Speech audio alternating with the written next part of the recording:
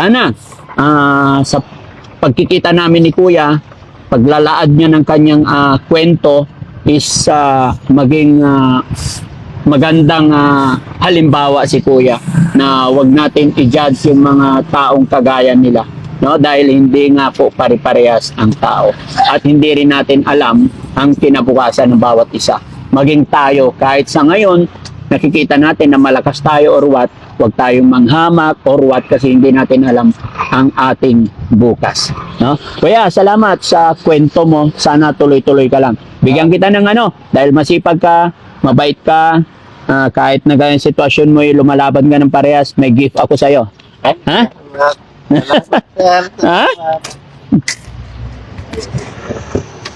Teka lang. Pahawak, Kuya. Ayan. Ayo, may 5,000 ako dito para may pambili ka na kung ano pa ang kailangan mo. Sir, maraming salamat, sir.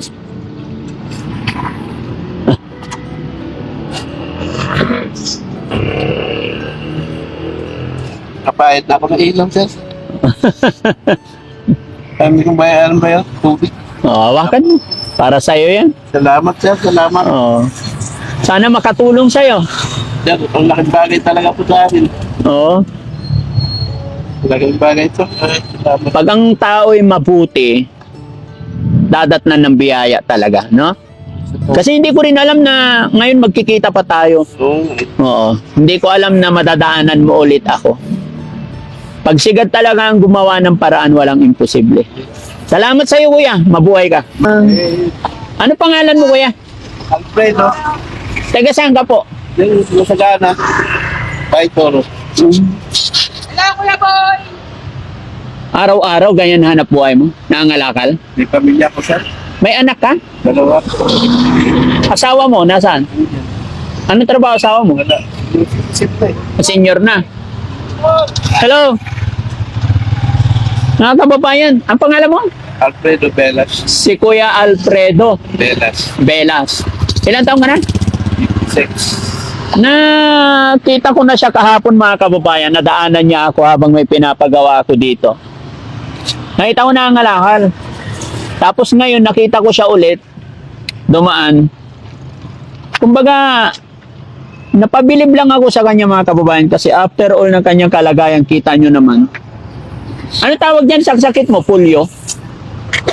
Hindi naman ako inborn. Hindi inborn yan? Paano nangyari yung sakit mo na yun? Kasakit ako yung sobrang das. Ha? Das. Tigdas. Tapos, Nagdatang. anong edad mo nun? 10 years old ka. So, ibig sabihin, bago ka magkasakit ng tigdas, nakakapaglakad ka. Oh. So, hello! So, nung nagkaroon ka ng tigdas, Matatagrap. tapos, Parang nakapulso na. Namatay yung katawan ko. namatay na yung lower part. Dalawa mong paa.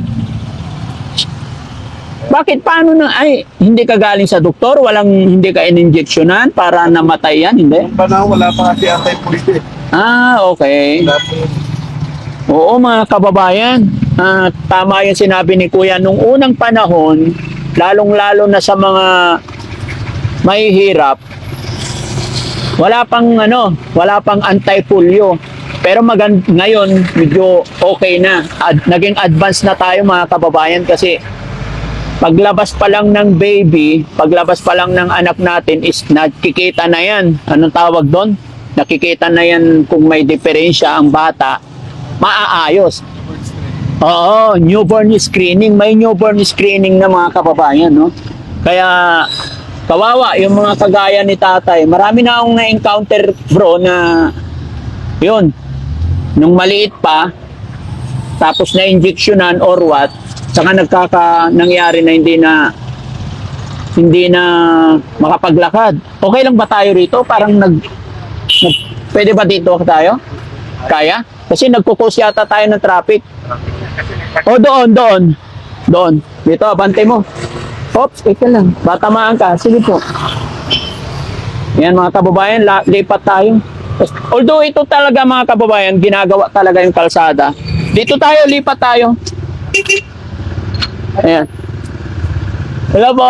Tutulungan ka dyan, Daddy Frankie. Hello sir. Ayan, dito tayo sa tabi. O kaya doon, para hindi maingay.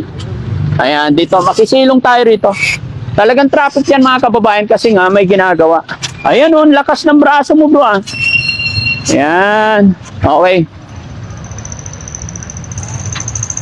So, ano pangalan mo ulit kuya? Alfredo Velas. Kuya Alfredo Velas. Ayan, maabala kita. No? Gusto kong malaman kung kumusta yung pamilya mo. Hello po.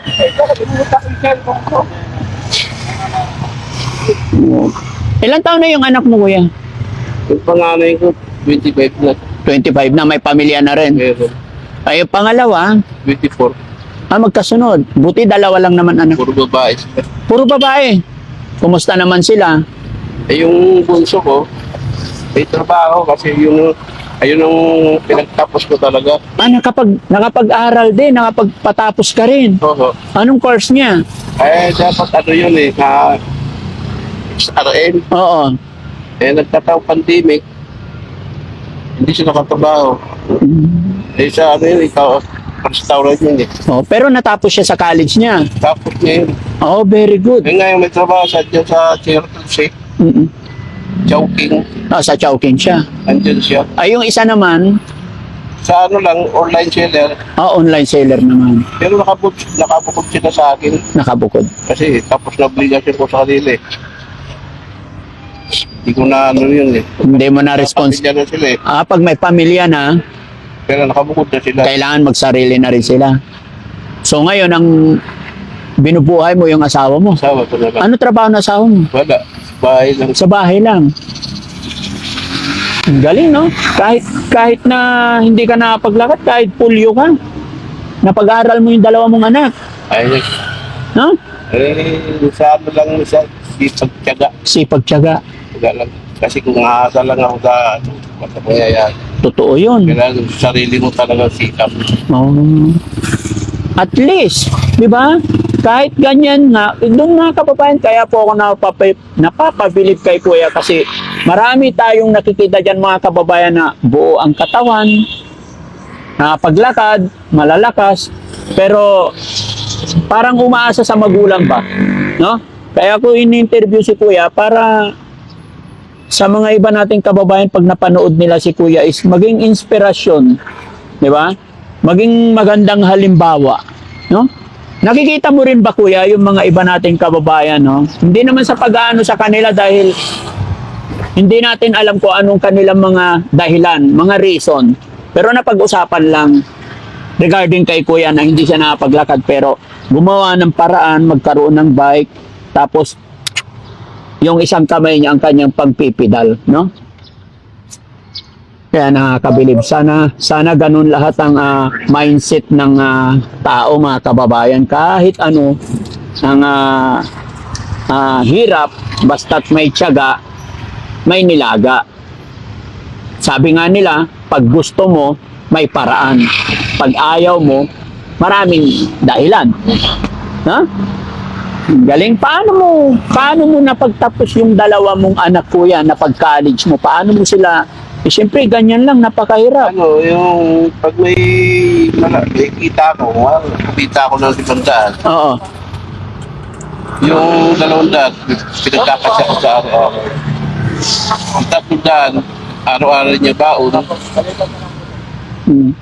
Kaso lang, hindi ko binibigay lahat. Oo. Isang daan lang. Minamanage mo rin. Naman, kasi ang gusto ko, araw-araw naman ako lumalabas eh. Mm-mm. Dumadagdag yung 300 na yun. Talagang araw-araw, Araw-araw. kailangan kakayod ka, kailangan magpupulot ka ng... Sir, umaraw, kalsada, Oo. Paano yun? Oo, tama. Paano pag biglang umulan? Anong gagawin mo? basa ako. Mababasa ka.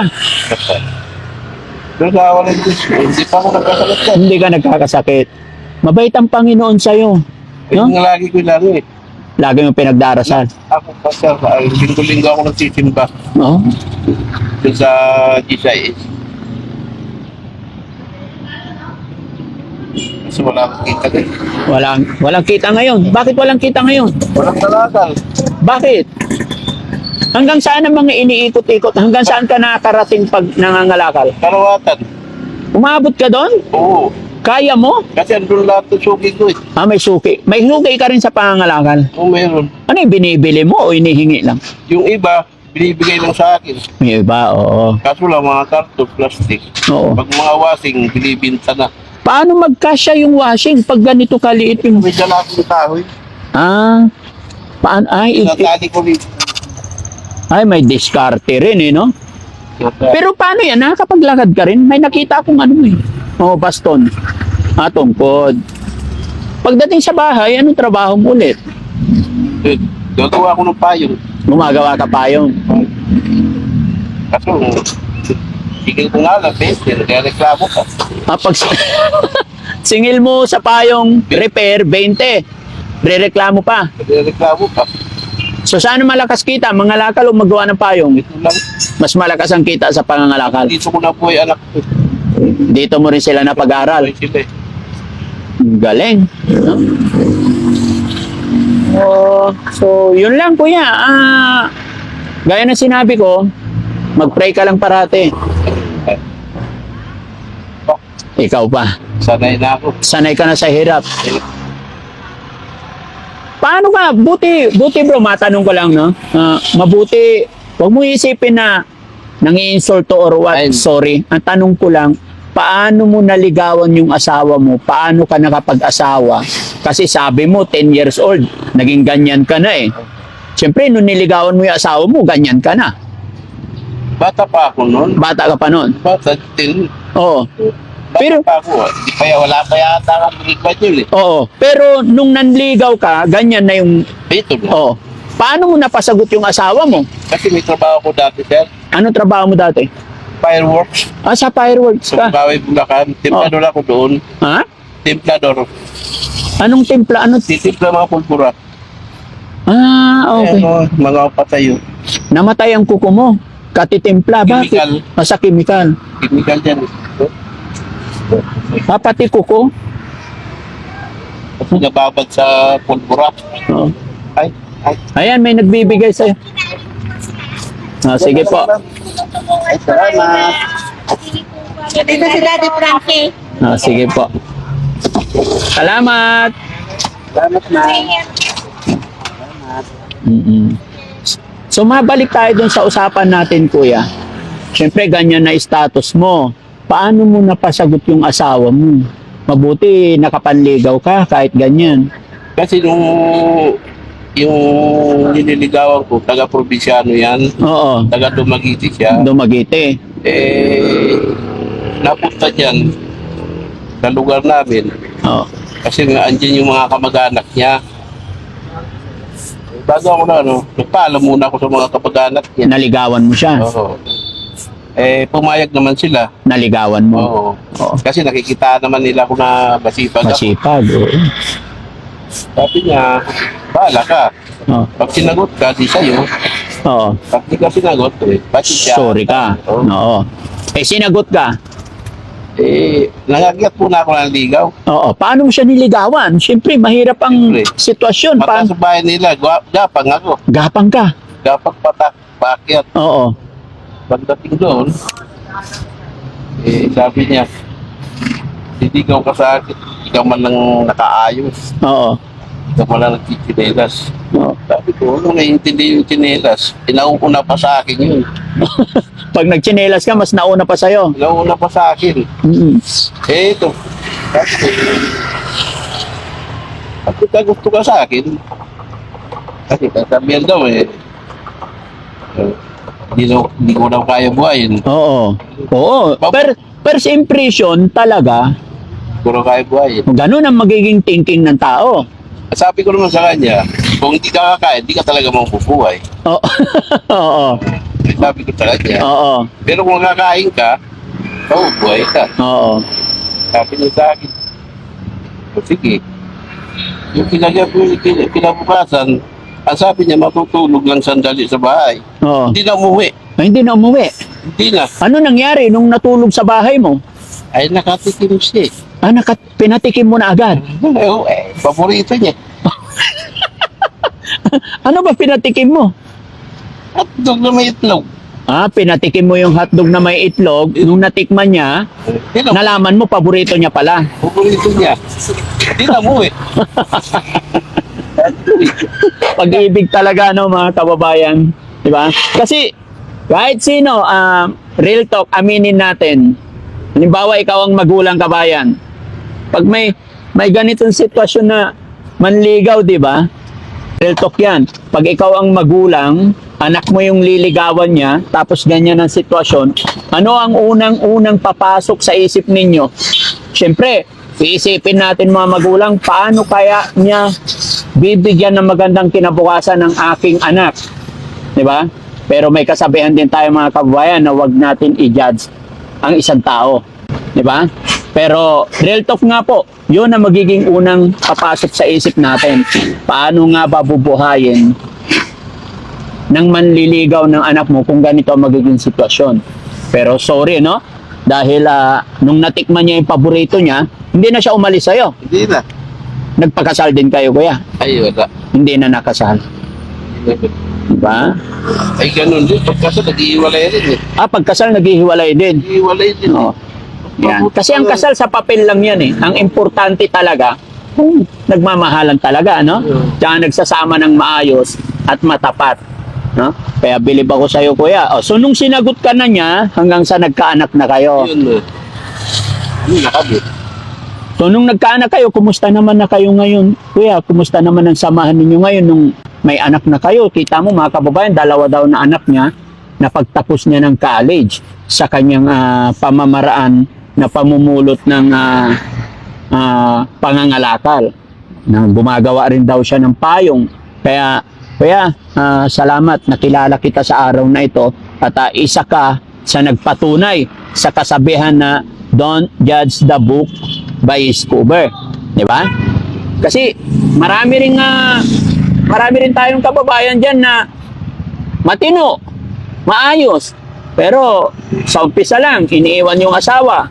Yung iba, hindi nila kayang pag-aralin. Pero si kuya, mapapabilib ka na pag-aral niya yung kanyang anak. At sabi niya, ngayon nung nagkapamilya na, tapos na rin yung responsibilidad mo. Tapos na.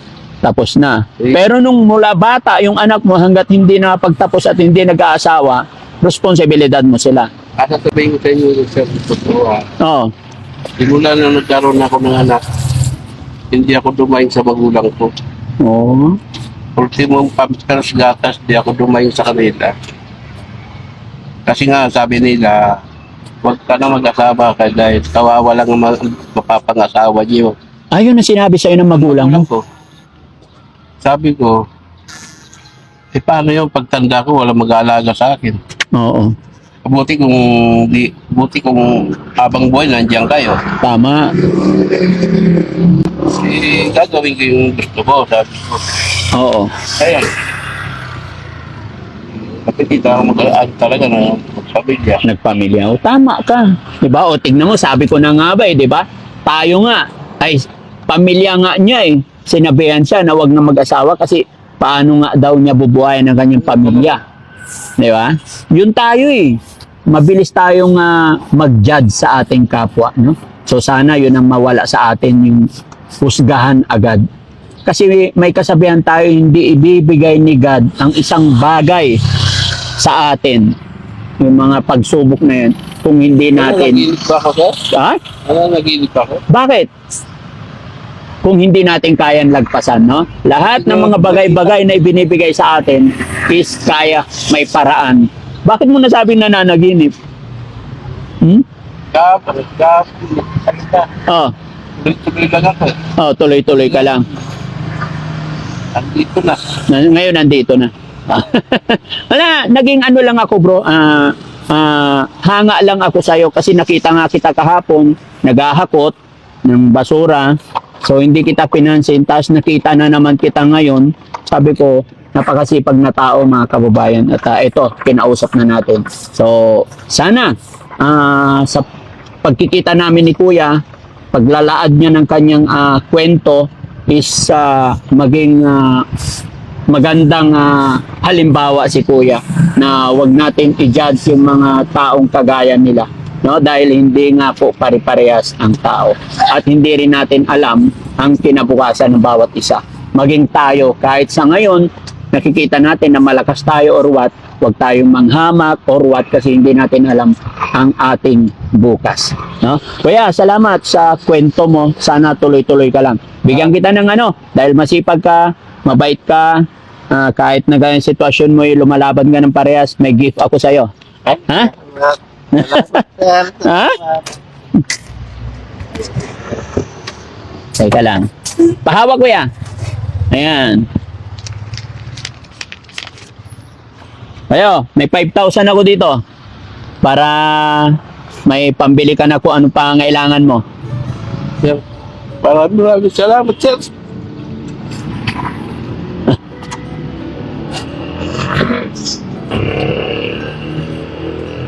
Kapait na ako ng ilaw, sir. Kami kong bayaran ba yun? Tubig. Hawakan mo. Para sa'yo yan. Salamat, sir. Salamat. Oo. Sana makatulong sa'yo. Sir, ang laking bagay talaga po sa akin. Oo. Laking bagay ito. Salamat. Pag ang tao ay mabuti, dadatnan ng biyaya talaga, no? Kasi hindi ko rin alam na ngayon magkikita pa tayo. Oo. Hindi ko alam na madadaanan mo ulit ako. Pag sigad talaga ang gumawa ng paraan, walang imposible. Salamat sa iyo, Kuya. Mabuhay ka. Makita yan anak ko. Ha? O, mapapanood ng anak mo to. I-upload ko to. So, ano ang mensahe mo sa mga anak mo? Anak ay, Bernadette. Sali. Andito na kami. Andito na ako. Nakita na ako ni Daddy Frankie. Oo. Dito kami sa, sa Bayanihan. Road 20. Sana magpakabuong sana maging mabuti kayo magulang din. Katulad ko, napalaki ko kayo na maayos. Hindi kayo isang bahay sa akin. Matino kayo. Papasalamat din ako, sir. Mga anak ko, bait sa akin. Mababait sila. Kasi kung sa halaman, pag hindi mo talaga inalagaan, magiging suwain. Oo. Eh, inalagaan ko ng maayos. Binihisan ko, pinag-aral ko. Kaya yun, Gayon din ang naging bunga. yun ang bunga. Kaso nga lang, maaga sila nag-asawa. Oo. Yun lang ang kinano ko. Naginanakit din ako sa bunso ko. Oo. Nung pag-graduate siya ng college, nag-asawa siya agad. Nag-asawa agad. Yun ang inano sa akin. Apo, agad. May apo agad. Yun, silang dalawa. May apo na akong dalawa siya. Oo. Okay lang yan. At least, gaya ng sinabi mo, mabait sila sa'yo at kahit na may mga pamilya na sila, kailangan pa rin nila yung guidance mo bilang magulang nila. Hindi sa kung ano yung status mo, kundi dahil sa magulang ka, kundi dahil kung paano mo sila pinalaki. Dahil walang hihigit mga kababayan sa guidance or payo ng magulang. Gaya ng sinabi ni Kuya, kung baga sa halaman, inalagaan niya silang mabuti yung mga anak niya, binihisan, pinalaki, pinakain, pinag-aral. Kaya naging mabuting anak sila. Diba? Tama yung sinabi nila, ang mabuting gawa kailanman hindi magbubunga ng kasamaan. Diba? So, yun, napakaganda ng kwento ng buhay ni Kuya dahil sa kanyang kalagayan ay napalaki niya ng maayos yung kanyang mga anak. Kuya, salamat sa iyo ha. Hindi ko nahabaan yung kwentuhan natin para hindi kita masyadong maabala. Maraming salamat, Daddy Frankie po. Salamat. Yan. Sana napasaya kita sa araw na to. Salamat. Tulungan kita para itali yan. Ha? Ipatong na tong box? Magaan lang naman.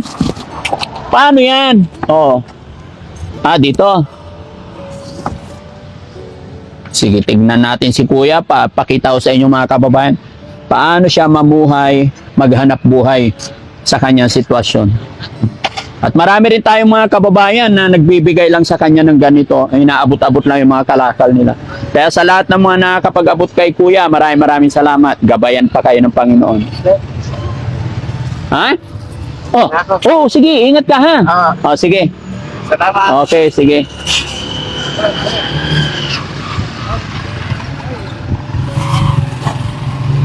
Ayun mga kababayan, oh. Tingnan nyo kung gaano kahirap yon, kamay lang. Kaya yung kamay niya mga kababayan, puro kalyo-kalyo na. God bless you more, kuya. Ayan, ingat ka. Ayun, delikado rin, no? Oh. So, ayan mga kababayan, maraming salamat. Masaya si Daddy Frankie dahil may natulungan tayo sa araw na ito. Maraming salamat. God bless po.